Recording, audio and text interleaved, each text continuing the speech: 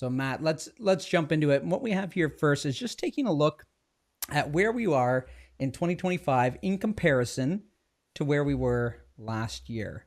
So you guys might have seen in the news, best July in what was it, 4 or 5 years? I think it was something like that. And when we look at our numbers here in terms of obviously where we were last year, so we came in at 6,100 sales for the month of July here in 2025, which is pretty solid. It's a nice number. We're seeing this kind of trend continue. We're hitting over 6,000 sales for 3 months in a row now, which is fantastic.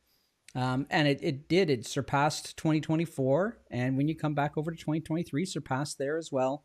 Our challenge here so far when we're looking at the sales side is a lot of predictions were, as we came through the end of the fall last year and into the start of the year, Toronto board as well thought we were going to outpace 2024's total sales, which was that 70,285.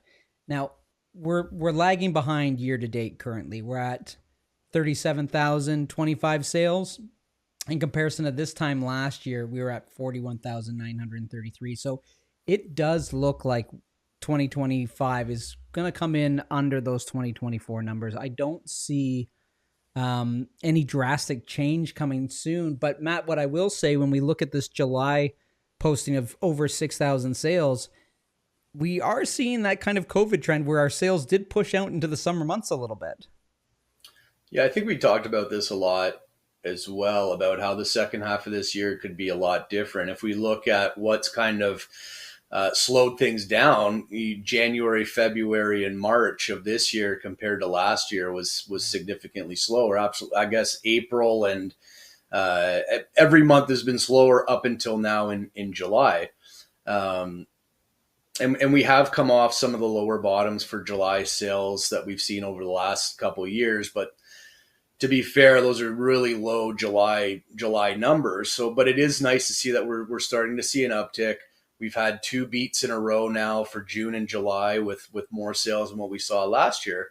The only headwind that I see for the second half of this year is that we are going to have 60% of all mortgages refinance over the rest of this year and 2026.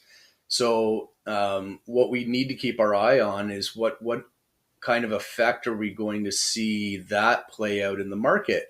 As far as right now, it's trending in the right direction where potentially we can see a stronger second half to the year. And if those numbers keep going the right way, it's possible we come close or beat it by a small amount from last year.